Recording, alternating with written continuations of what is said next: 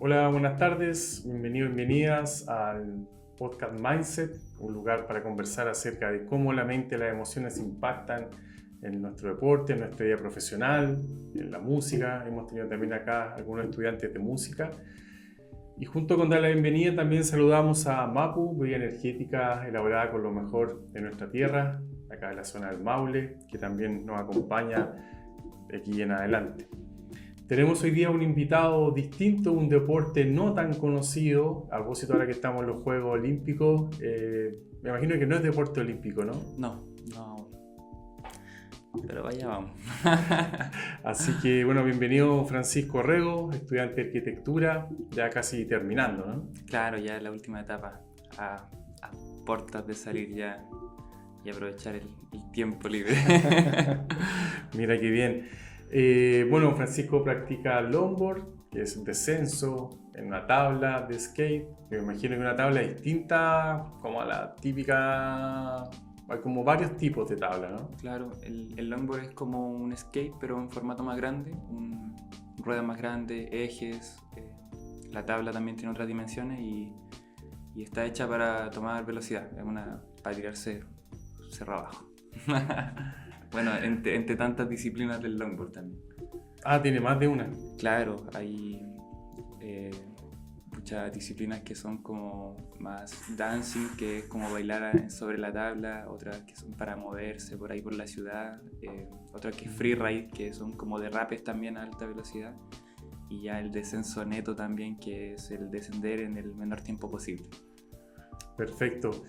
Bueno, contar que Francisco está clasificado al mundial de esta disciplina en Italia. ¿En qué parte de Italia? En Tortoreto, muy cerca de Roma. Ya, perfecto. Así es que se encuentra preparándose full con entrenamiento, también buscando apoyo, recursos para poder llegar de buena manera. Y quisiéramos saber al comenzar esta conversación, ¿cómo llegó este deporte a tu vida? ¿Dónde te encontrabas? ¿A qué edad tenías? ¿En qué parte del globo estabas cuando apareció este deporte? Yo llegué a Talca en 2006, con 8 años más o menos. Hoy en día tengo 26 años y desde fines del año 2009 que conocí el longboard por un vecino y mi hermano, bien entusiasmado ahí patinando por los pasajes cerca de la casa de nosotros, así que no sé, hubo algo que me llamó la atención y fue una forma también de despegarme del skate, que era bien malo para el skate. Como aproveché de tomar esa tabla, moverme por ahí por los pasajes, yendo a comprar pan primero. Siempre todo uno tiene los inicios en las actividades que normalmente hace en su vida y no sé, con el tiempo me empezó a gustar, me llamó la atención un poquito la velocidad y no sé, me causaba una sensación diferente. Creo yo que incluso pudo ser algo de adrenalina, pero ahí de poquito conociéndolo y aferrándolo más a mi forma de ser. Uh-huh. Oye, ¿y cómo en el fondo a esa edad practicaban en algunas calles con más pendientes? ¿Cómo empezaban? No sé, Claro. antes de los 18 años, cuando uno es menor de edad, se junta, se organiza.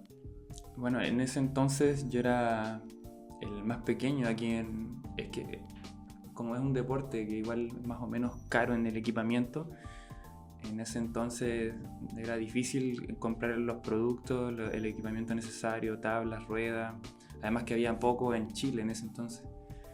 Había que exportar algunas cosas para poder tenerla y bueno, al comienzo, como es un deporte de gravedad, buscábamos pendientes pequeñas donde pudiéramos acercarnos un poquito más a esa sensación de velocidad y de a poquito yendo adaptándonos, escalonando en esto de tomar más velocidad y aprender cosas nuevas, bien autodidacta, como no teníamos referentes, aprendíamos a través de los videos y mucho ensayo y error. Y los porrazos, las caídas, ¿cómo? Oh. Pan de cada día. Al principio, bueno, dicen que si lo que no te mata te hace más fuerte y fue algo que costó entenderlo.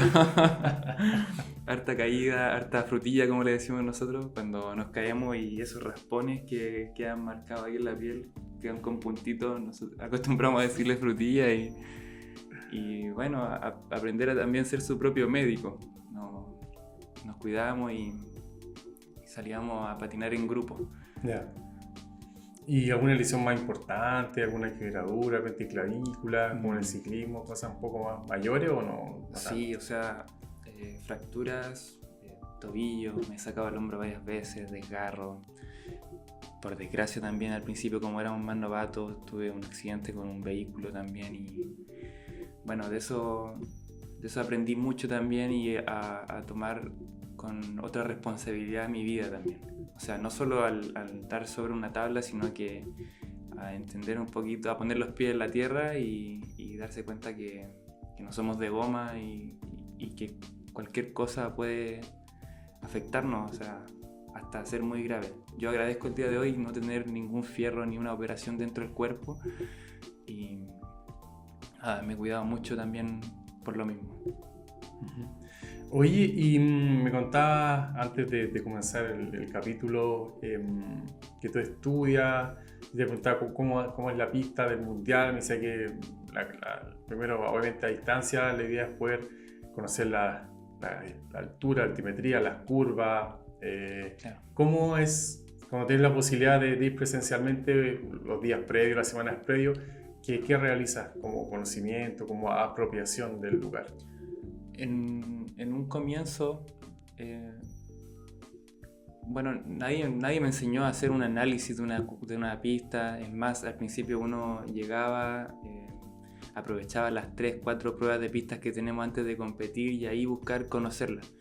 Pero con el tiempo y los años, con la experiencia, pude entender que hay un trabajo bien previo para poder llegar a ese lugar. Antes de conocer las pistas,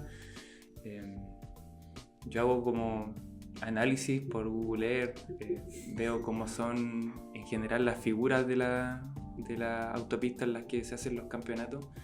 Entiendo también, es como un levantamiento. Lo asocio mucho a la arquitectura porque es algo que he aprendido a hacer desde el haber estudiado esa carrera, y me ha enseñado a cómo definir el tipo de pista al cual me voy a enfrentar. Hago un trabajo de dibujar la pista, de ver videos también, si es que existen videos antes, previos, y en el momento de llegar a la pista, caminarla por completo, hacer una vista bien detenida de los puntos más difíciles, también entender cuáles son algunas, no sé, falencias que tengo, y que entender cómo aprovecharlas de mejor forma. Pero, como digo, ha sido un trabajo bien autodidacta, autónomo, y creo que hasta el día de hoy me ha funcionado, he tenido buenos resultados. O sea, me da esa tranquilidad que necesito al poder bajar. Oye, y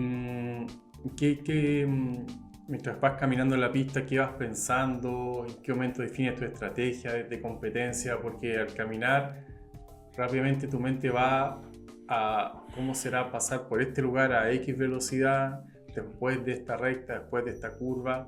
En ese mismo momento vas como visualizando, por así decirlo, un poco cómo sería tu descenso, o después también a partir de las conversaciones. Hay todo un proceso interno ahí, ¿no? Claro, las pistas son, o sea, nosotros practicamos este deporte en autopista. Para los eventos y donde entrenamos, intentamos cerrar, o sea, para los eventos la pista se cierra por completo con autoridad y todo, y hacemos el lugar muy seguro, llenando la medida de seguridad, que son los fardos que usamos nosotros para amortiguar golpes, y son las instancias en las que mejor podemos aprovechar estos lugares. Entrenando normalmente, ¿me puedes repetir un poco? Me estaba yendo... Cuando vas caminando claro, el análisis. La pista, el análisis, que vas inmediatamente como ya pensando cómo haría el descenso, incorporas otros elementos del entorno, de lo que piensan los demás, toman decisiones. Sí, es un trabajo bien como primitivo desde que comencé a patinar, desde chico incluso.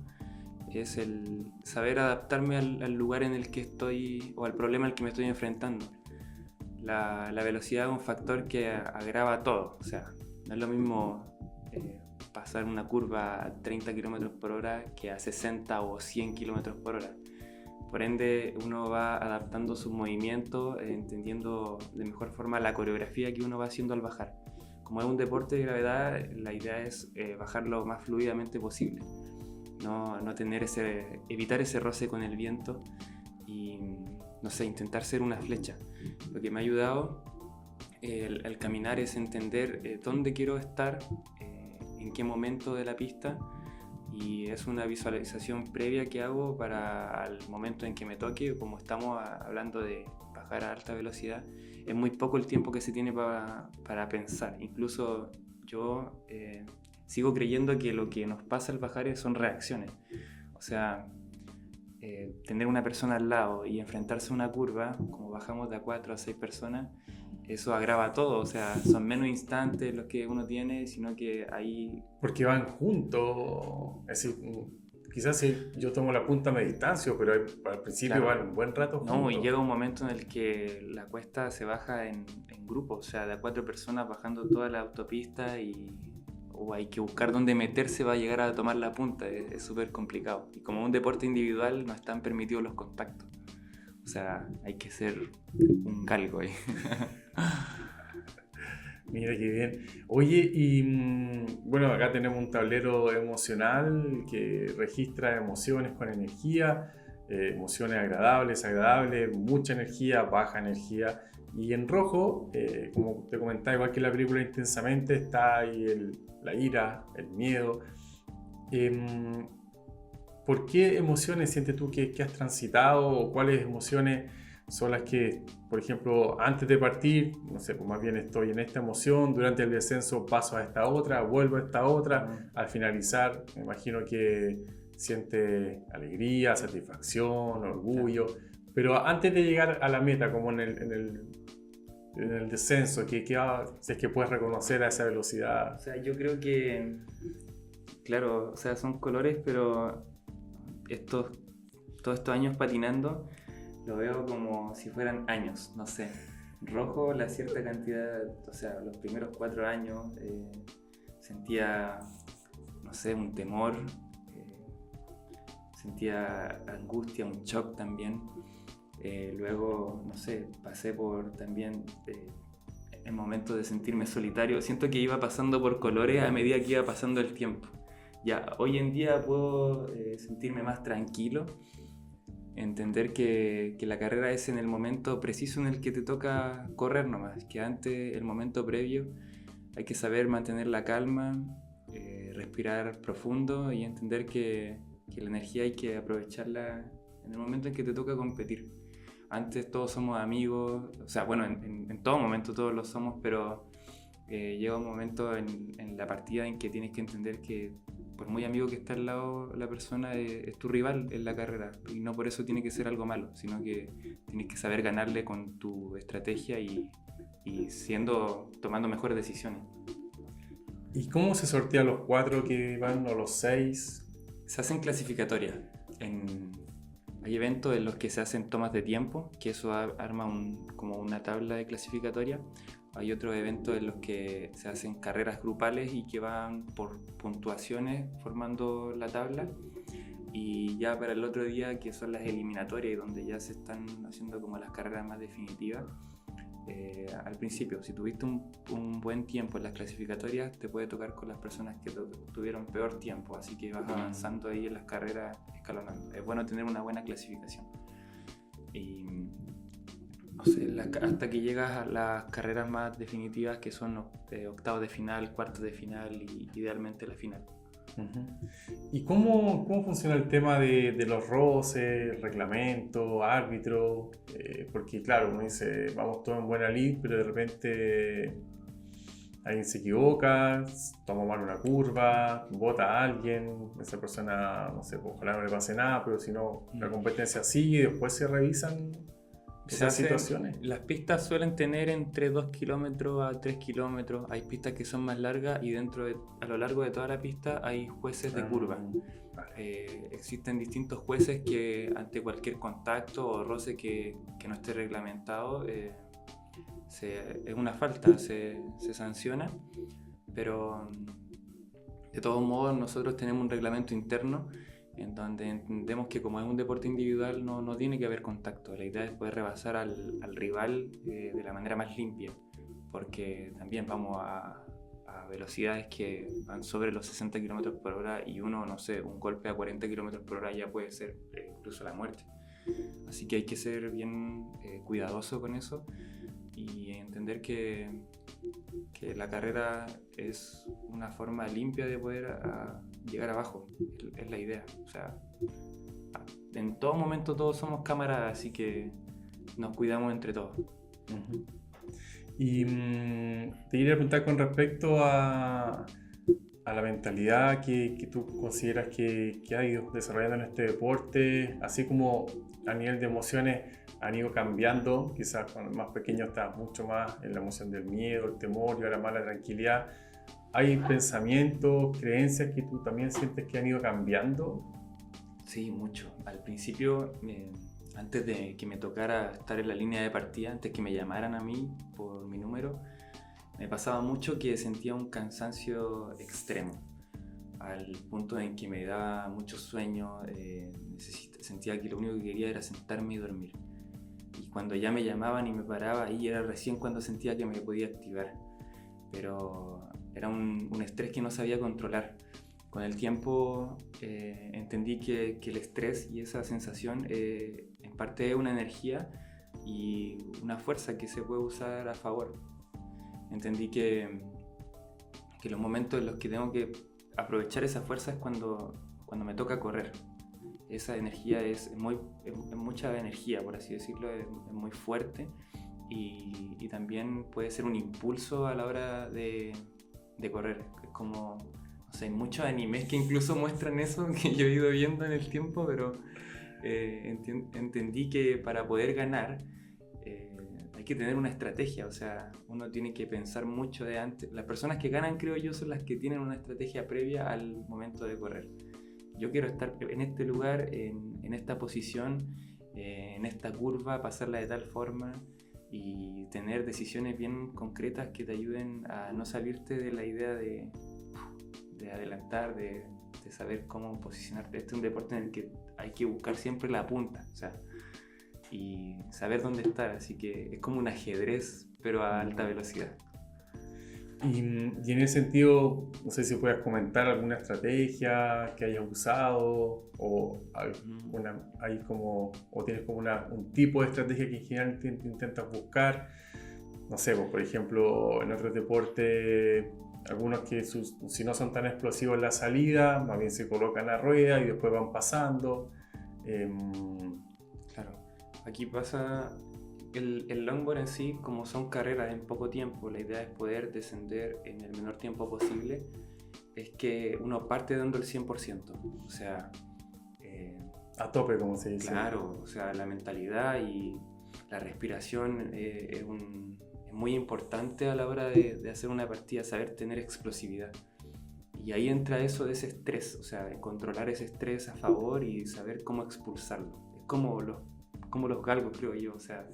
Los perros de carrera, uno les abre la puerta y saben el momento en que tienen que ser explosivos de manera innata. Y eso es algo que uno va aprendiendo con el tiempo y usándolo a favor. O sea, es súper complicado. A mí me tomó años de experiencia entendiendo que nadie me lo explicó. Fue solo ensayo y error. Hasta que sentí que podía usarlo incluso hasta en las carreras, que eran los momentos en los que era más necesario. Yo, o sea, soy competitivo conmigo mismo, no tanto con otras personas. Me comparo en cuanto a la forma, a la fluidez de poder bajar, que en específico en mi deporte. Pero hago mucha retroalimentación de lo que estoy haciendo antes de patinar, luego de patinar también. Al momento de ir haciéndolo, voy viendo a mis pares qué errores cometen ellos que yo no quiero cometer. Y son jugadas que, no sé, te ayudan a mantener la calma mientras estás haciendo algo en el momento más tenso incluso. Y eso juega ya mucho a favor, como te ayuda a tomar mejores decisiones.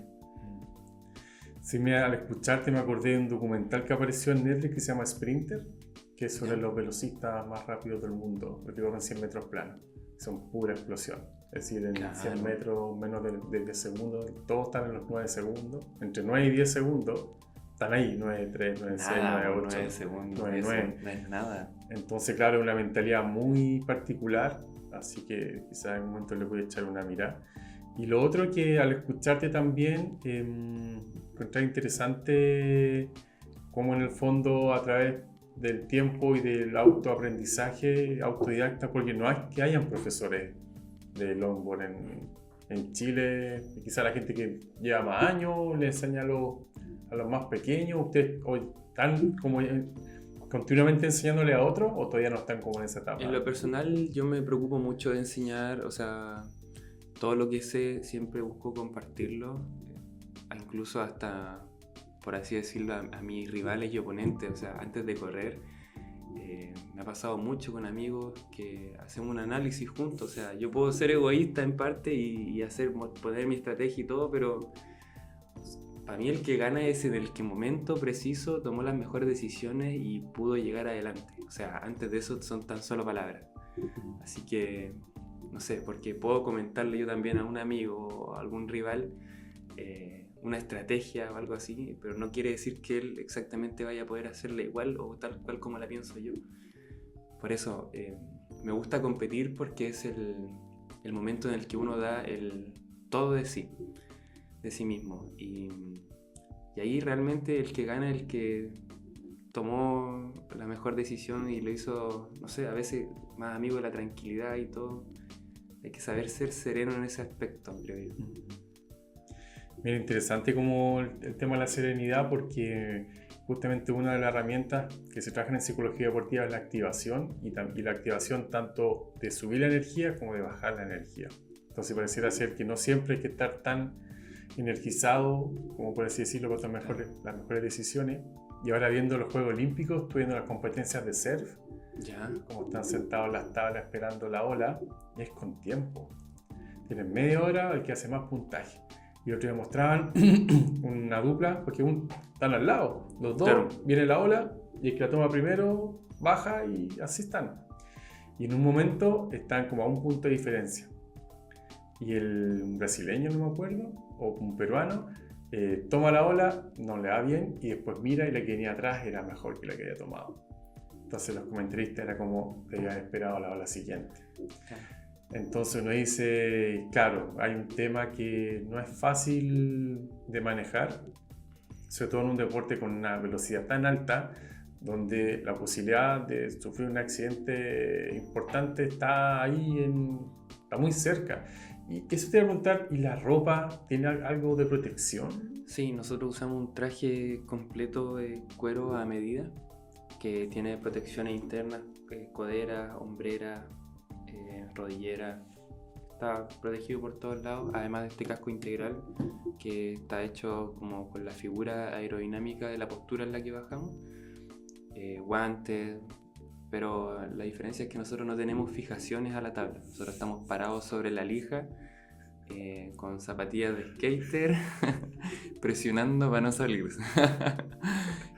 Es bien raro, o sea, yo veo, no sé, el snowboard tiene sus fijaciones, la moto también tiene sus los patines, vas con los pies dentro, claro, de algo.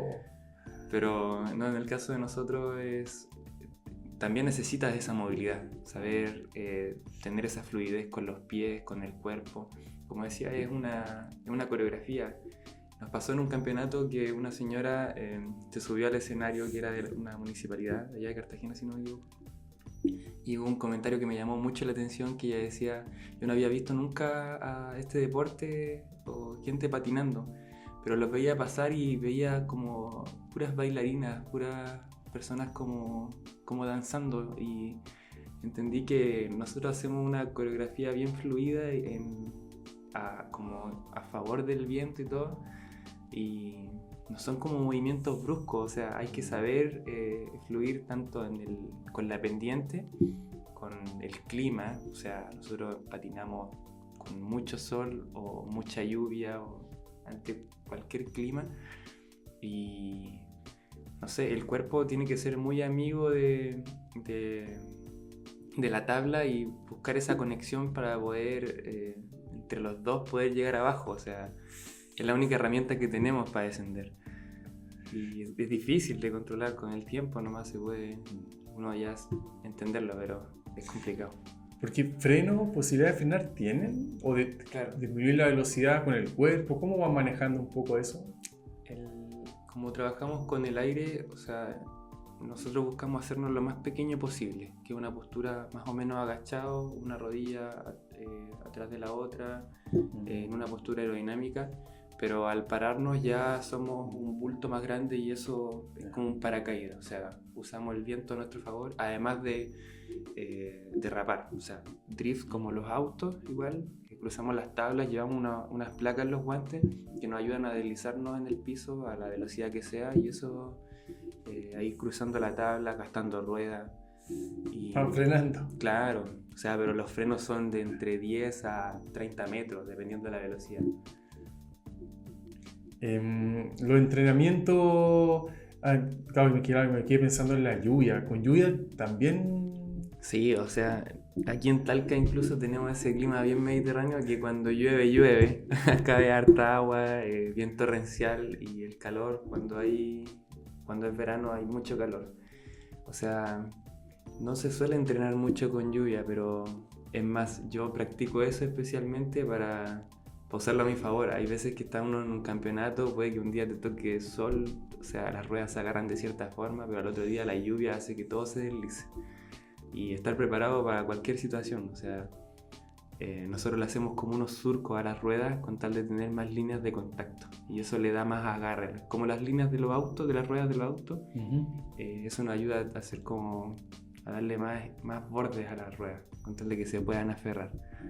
Y bueno, son puras adaptaciones nomás que se han hecho para poder llevar la tabla a los distintos lugares a todo el mundo, en todos los lugares hay climas diferentes.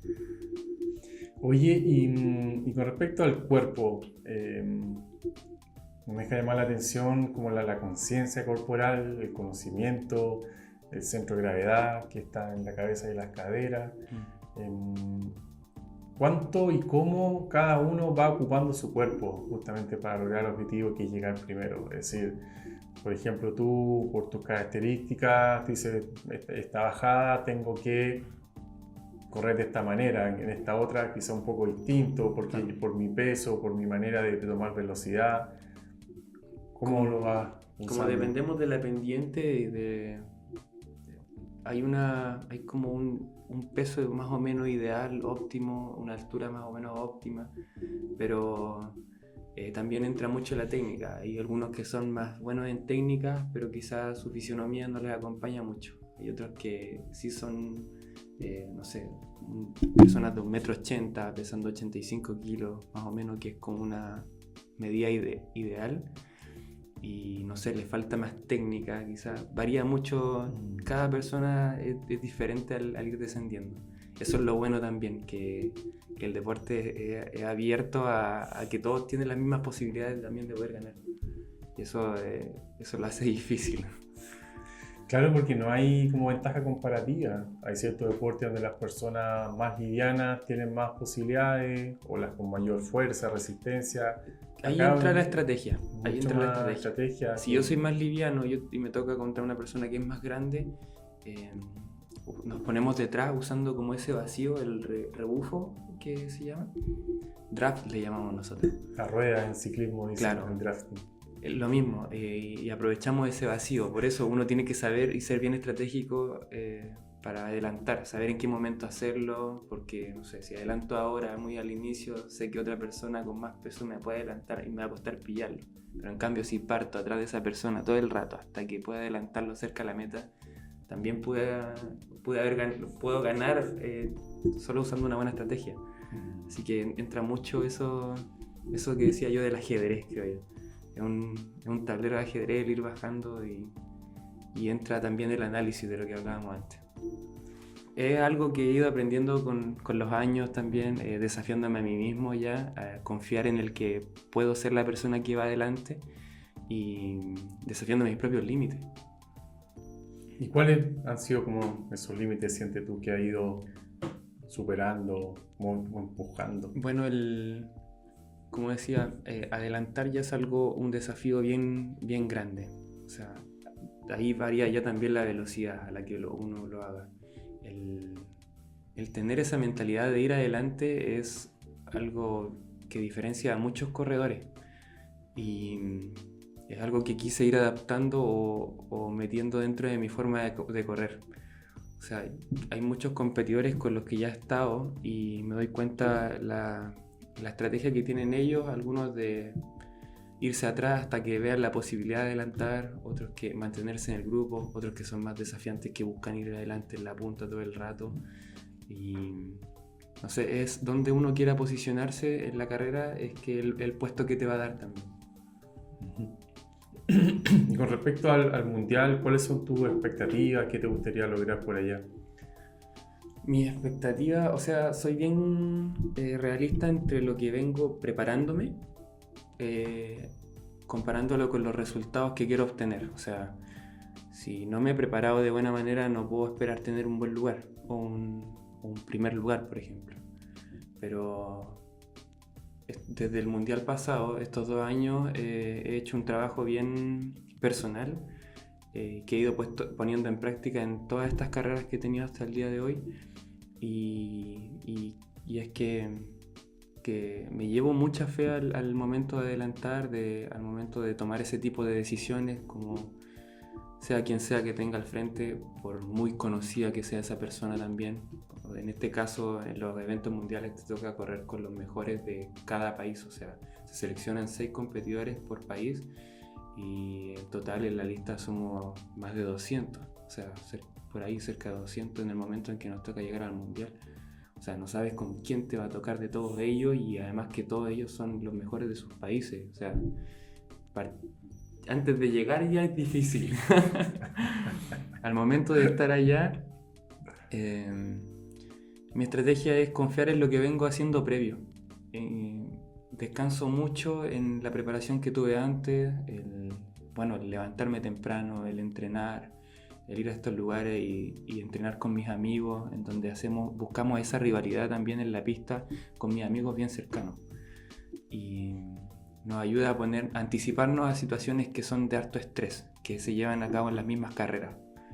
Así que creo yo que algo que le he tomado mucho peso y he intentado hacerme amigo amigo mío, o sea, hacerme amigo de mí mismo a la hora de correr, confiar en lo que vengo haciendo.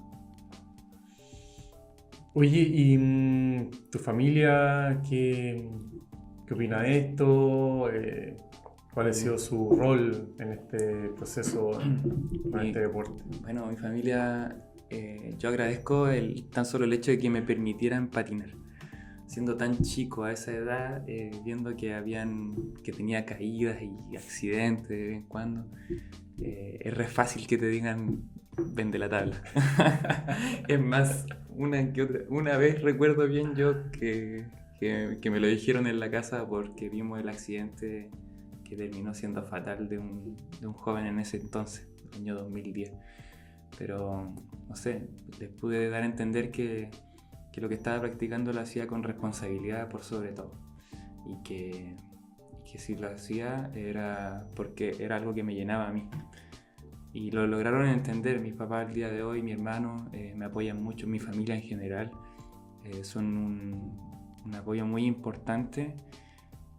Hasta que el día de hoy me alientan mucho. Ellos quieren verme correr allá y algo que yo también agradezco. O sea, que estoy rodeado de gente que también me quiere ver cumplir mis propios sueños. Uh-huh. Contabas que antes de comenzar que tu tesis de arquitectura también la llevaste a este tema, a este deporte.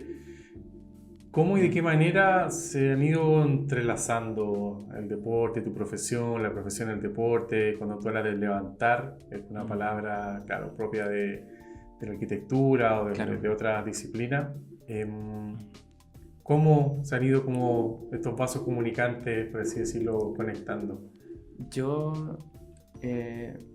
para poder hacer mi tesis, me tocó salir un poco del patinador que suelo ser siempre, o sea, sacar mi mentalidad de patinador y volverme arquitecto. Ahí es cuando entendí que tenía que verlo con perspectiva, o sea, tenía que salirme de mí para poder entenderme. Era un poco ese ejercicio. Y nada, mi tesis se llama Cuerpo y Espacio a 100 km/h y son 3 tomos. Uno es Cuerpo en Movimiento, el otro es Percepción en Movimiento y el otro es Territorio, que el deporte, el longboard en específico también, es una herramienta para poder conocer el territorio y los lugares donde lo practicamos. Como es un deporte que se practica fuera de los sectores urbanos, hay que ir a buscar cuestas, colinas, autopistas también donde poder hacerlo. Nos ayudaba a conocer los lugares donde lo estábamos practicando, ya sea en la región, como lo es costa, precordillera, cordillera, y también entender qué es lo que entendemos qué percepción tenemos de los lugares en distintas velocidades y cómo el cuerpo fluye también en estos lugares, con este elemento urbano que es la autopista. Es algo que me ha ayudado también a relacionarlo porque yo soy bien outdoor por ese lado. Me gusta, soy bien callejero por lo de la tabla, he recorrido mucho en tabla. Y es una manera muy exquisita de ir conociendo, bueno, las ciudades, los lugares, las regiones, países, y algo que quería también demostrar a otros, que no solo subiéndote a un auto podéis tener una percepción de los lugares, sino que a través de los deportes también se puede entender de una forma diferente y una conexión más íntima como con los territorios donde lo practicamos. Súper. Bueno, se nos acaba el tiempo, la verdad es que ha sido un gusto conocerte, conocer este deporte, cómo lo vives, es muy interesante toda la conexión, pensamiento, emociones, visión, etc. Así que de nuestra parte desearte que te vaya muy bien, que puedas disfrutar ese descenso, o bueno, los que sean, que ojalá puedas tener un buen resultado, como dices tú, después de este tiempo de preparación, de todos estos años en este deporte. Y bueno, a la vuelta te esperamos para que nos cuentes cómo estuvo, cómo te fue, qué estrategia ocupaste, etcétera. Creo que sería muy entretenido, muy interesante también conocer cómo Sí. te fue por allá. Sí, va a ser un buen ejercicio. Siempre uno se trae otro tipo de aprendizaje, así que por ese lado es el momento donde uno puede darlo todo. Y espero estar allá y poder correr, hacerlo a la manera que a mí me gusta. Bien, pues. Muchas gracias, Francisco. Nos vemos, que estén muy bien. Muchas gracias. Chao, chao.